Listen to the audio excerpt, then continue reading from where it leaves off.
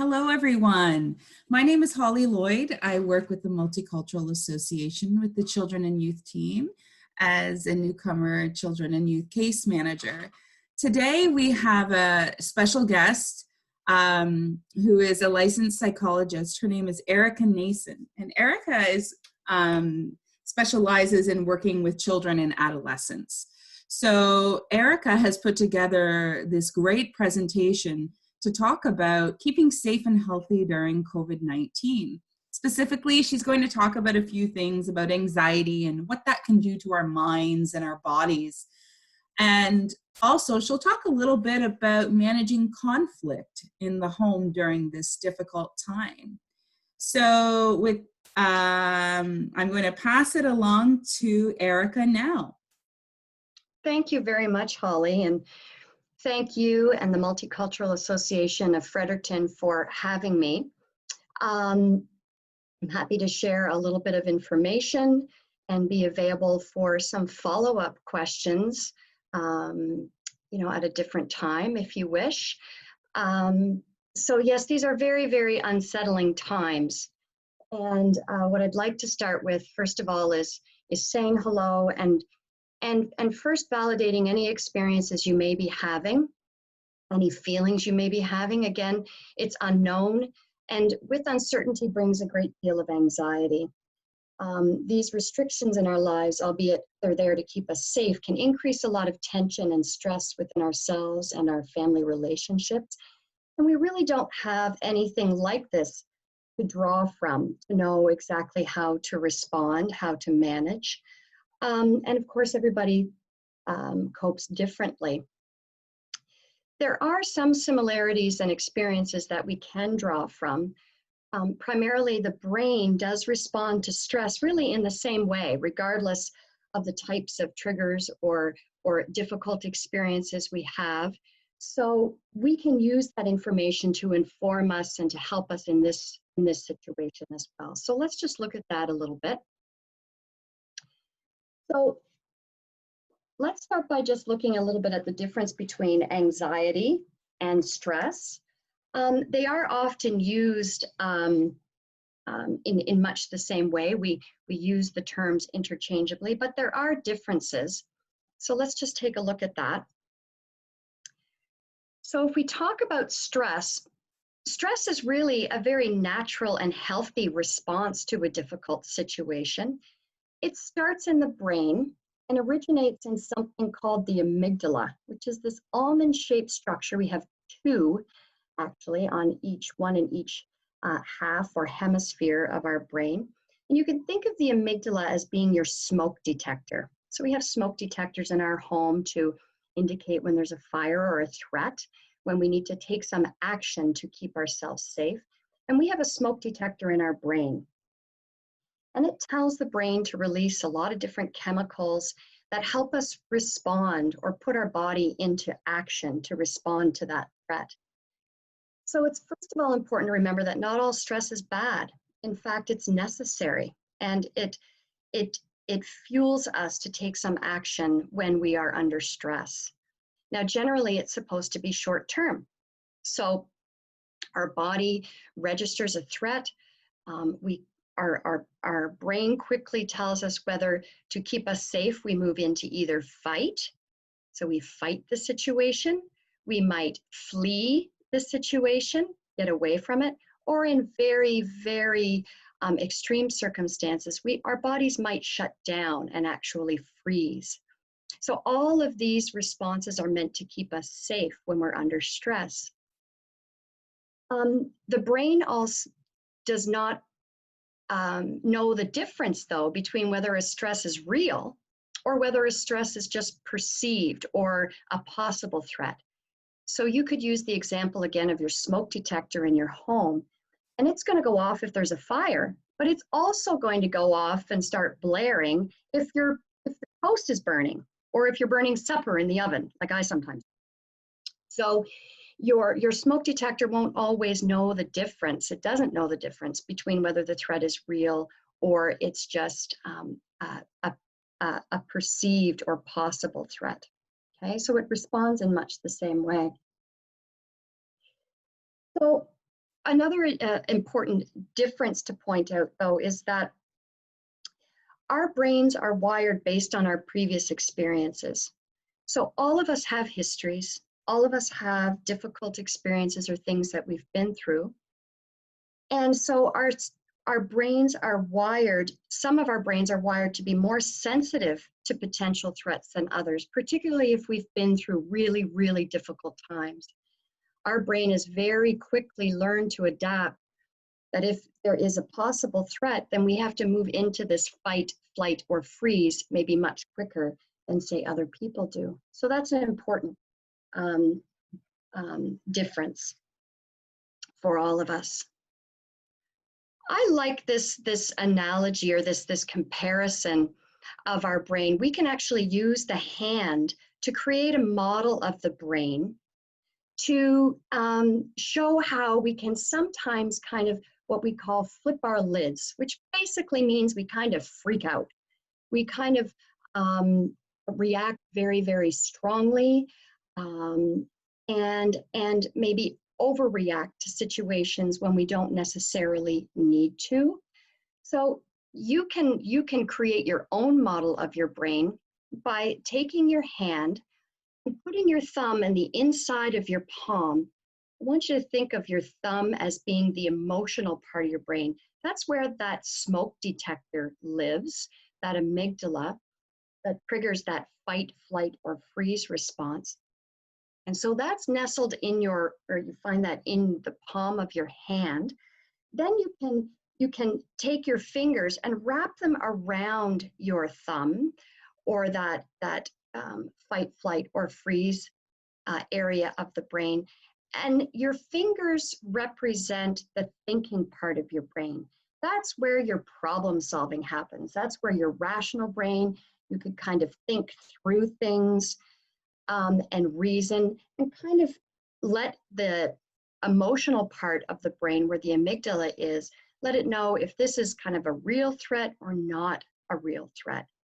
Sometimes, though, our emotional brains, that amygdala, really gets overwhelmed by big feelings. And so what can happen is that our thinking brain basically kind of switches off and it flips or it reacts very, very strongly and is no longer talking to that emotional brain. So that's what we call flipping our lid.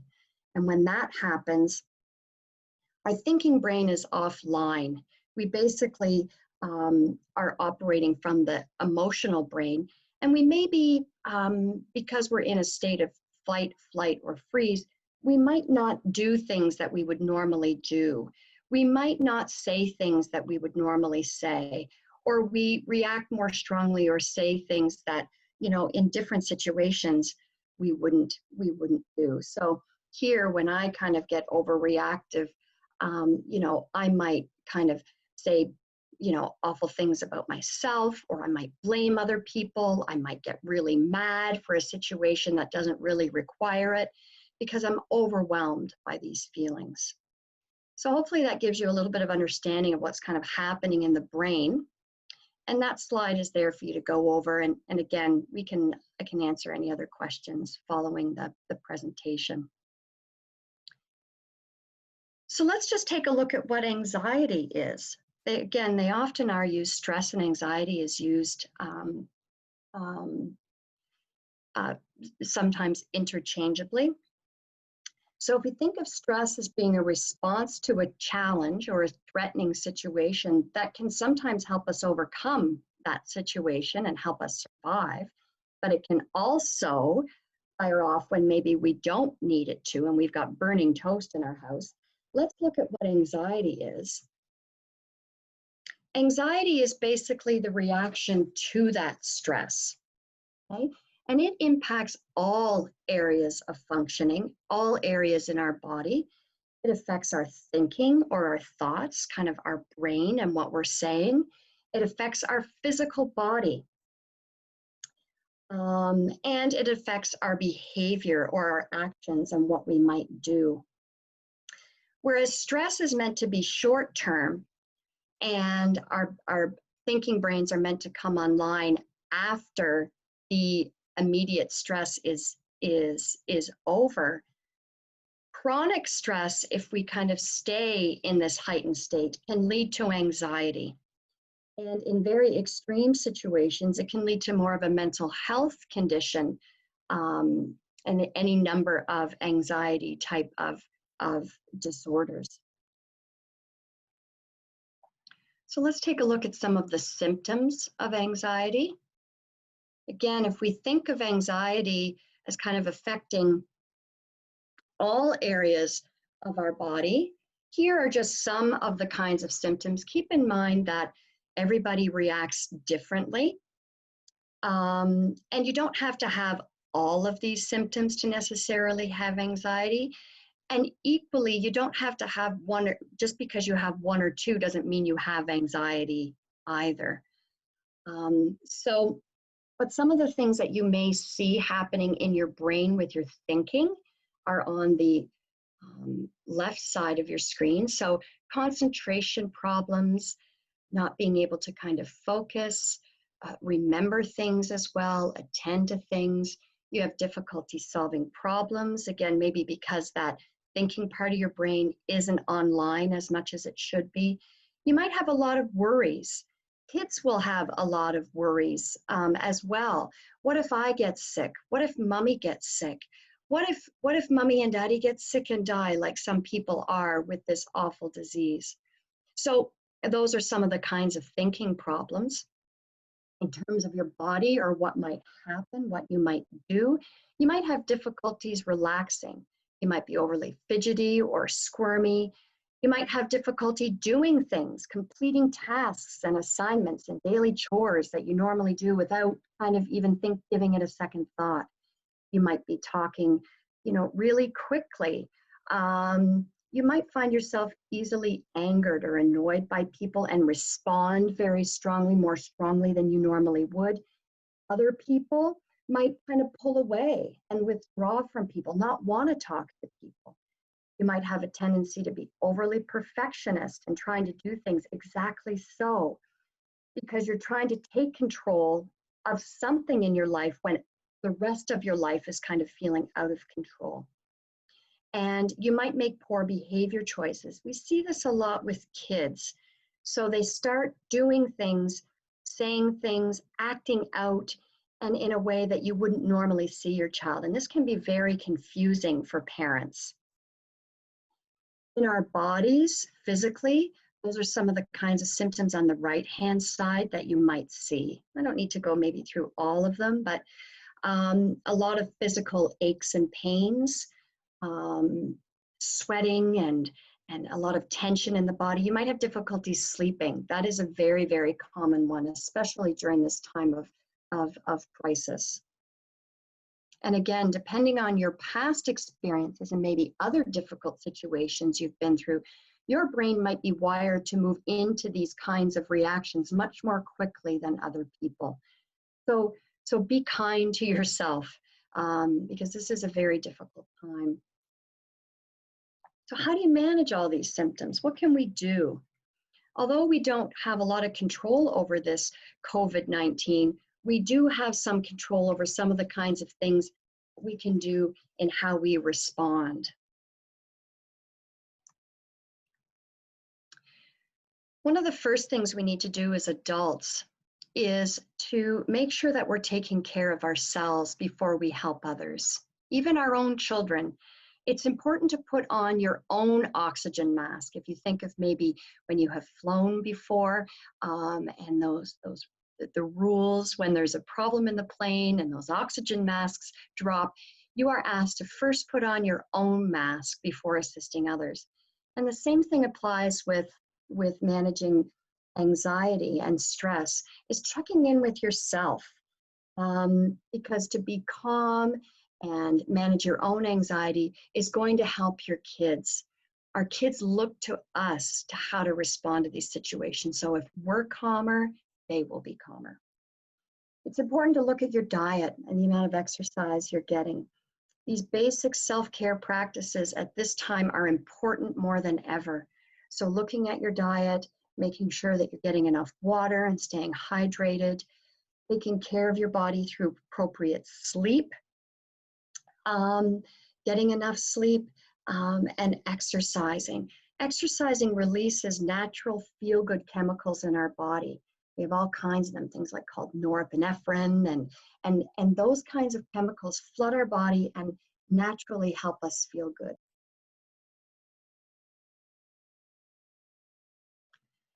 You can also kind of start creating a list of things that are calming for you. Do this when you're not under stress, when your lid is not flipping, so to speak, when you are not kind of maybe overreacting or reacting very strongly to things. So make a list of things that are calming and try to practice those things every day. Do something fun for yourself, with your family. Do allow kids to talk about their fears. Talk about your own fears with your partner, with friends. Sometimes we say, well, we shouldn't just talk about it. If we don't talk about it, maybe we won't feel it. And we know from research that the exact opposite is what happens. When we bury our feelings, when we don't talk about the things that are bothering us, they actually tend to grow and bother us even more.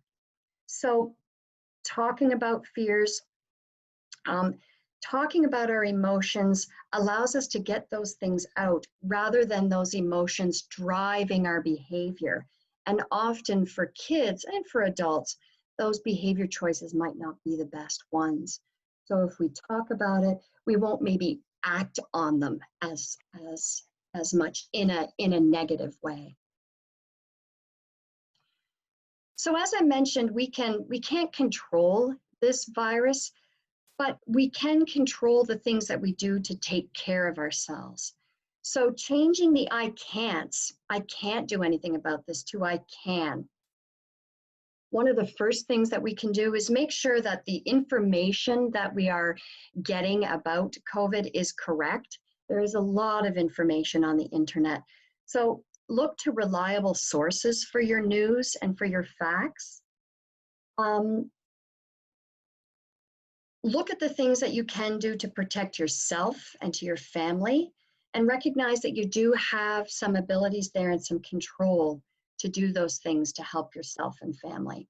So following the guidelines from our public health officer and our government in terms of washing our hands and the appropriate protocols and procedures for keeping safe with how we cough and sneeze. So I know all of those things we've been getting a lot of information about. So reminding ourselves and our children of the things that we can do to protect ourselves. Staying indoors as much as possible, of course. And also, looking at how we can help one another. Helping others can be extremely empowering and can help us feel good. It helps other people feel good, but it also helps ourselves to feel good.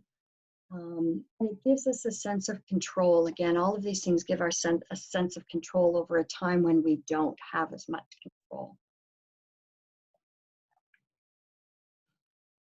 I already mentioned a little bit, and this slide is just to kind of remind us about how much we are watching and how much we expose ourselves, but also our kids.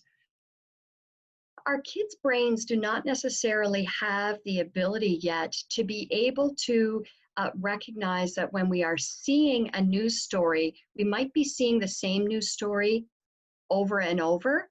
And instead, kids might perceive each news story as a new event. So it's important to keep that in mind, that when you're watching kind of updates and hearing updates about the same maybe story around COVID, kids might be kind of interpreting it as another incident or another threat. So it's important to monitor how much you're watching and to change the channel. Change the channel not only kind of in a real way by changing the channel on the TV, but you can change the channel in your brain to start thinking about other things and doing other things. Monitor screen time is, in general, particularly for kids, too much screen time interferes with what kids really need, which is closeness with the people they love, connection. They need playtime. So monitoring, especially now that kids are getting back into a bit more of a school routine, they're also using screens for learning. And so we really want to monitor how much screen time they're using to maybe be exposed to things that could be potentially setting off their smoke alarm when they don't need it. So just a reminder about how much we are exposing ourselves to and our kids.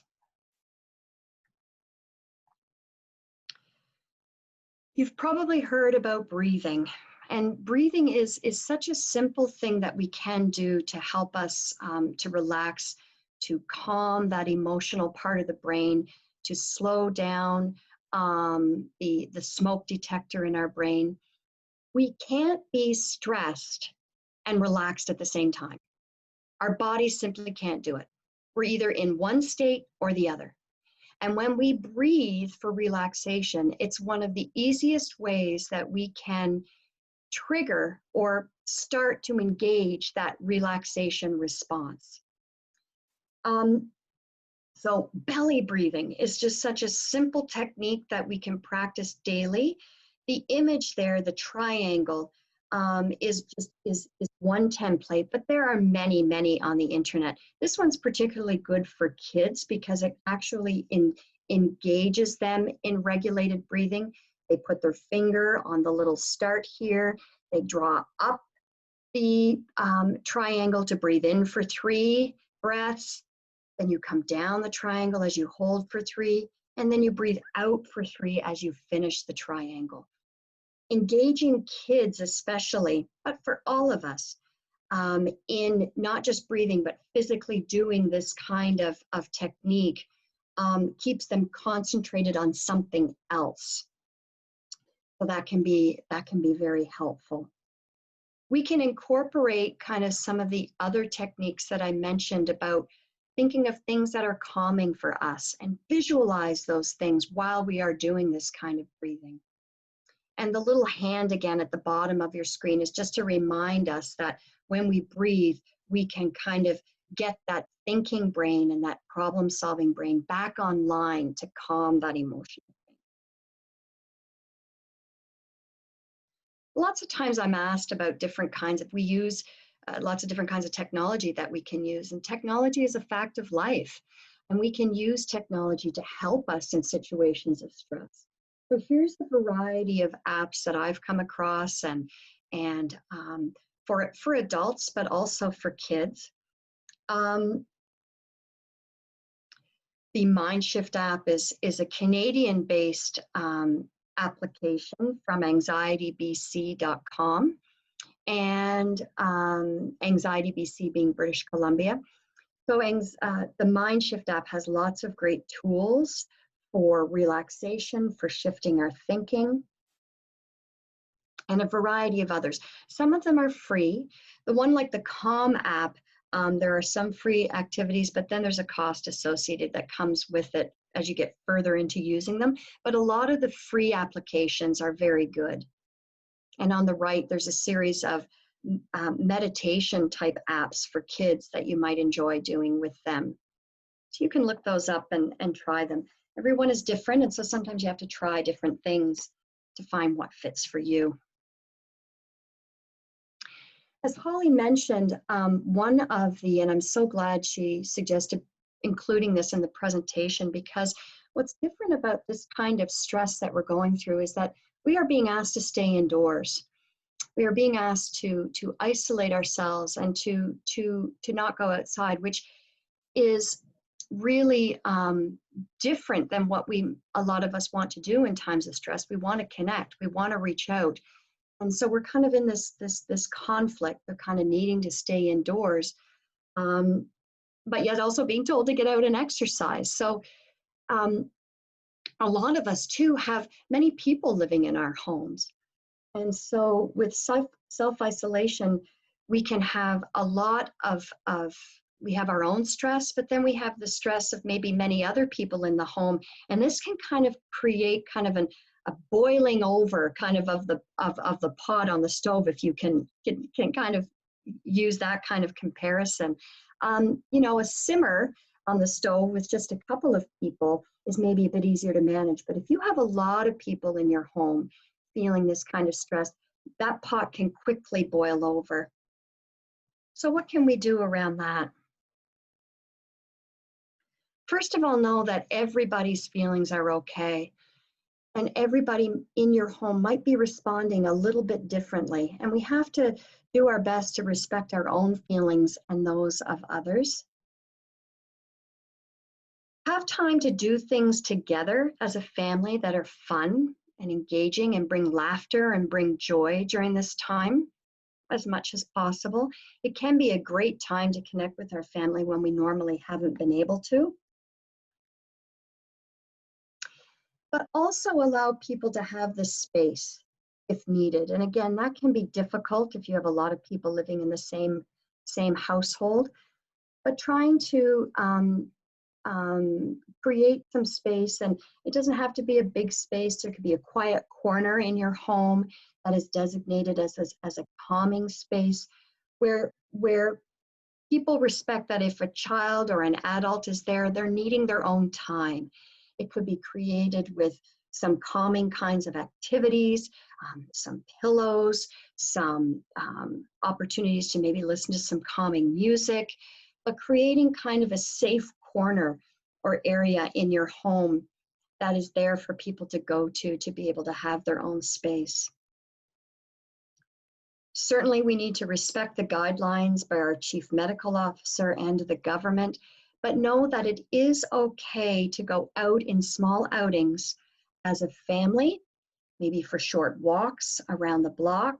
You can divide your family into smaller numbers to go out, to also then give space for those within the home and to have people outside of the home again, with your own family, maybe get a little bit of exercise. So breaking that large family unit up into smaller, safer units while respecting the guidelines. I'm a great advocate for family meetings. Family meetings are an opportunity for us to air our concerns, to get together, to hear our concerns and hear all the feelings that we might be having. So carving out some time to do this. It doesn't have to be a lengthy meeting. It can just be, while having supper, you can decide, okay, let's just kind of talk through our day and how are we feeling today. So having that opportunity to do that as a family, and then as a family, trying to solve those problems together and not blaming one another, but again, knowing that we all kind of respond differently, and what are some solutions that we might have? What are some solutions from some previous or prior kind of difficult times that were helpful to you that you might be able to use in this situation? Practicing gratitude, what we are thankful for, this can be very, very uplifting. I try to do this a little bit every day, just being thankful for my family, being thankful that I'm safe, being thankful that, as difficult as it is, I am with my family, which I don't often get to do in our busy lives. So I am grateful for that. As adults, we can be the role models for our kids. Role modeling, being calm, and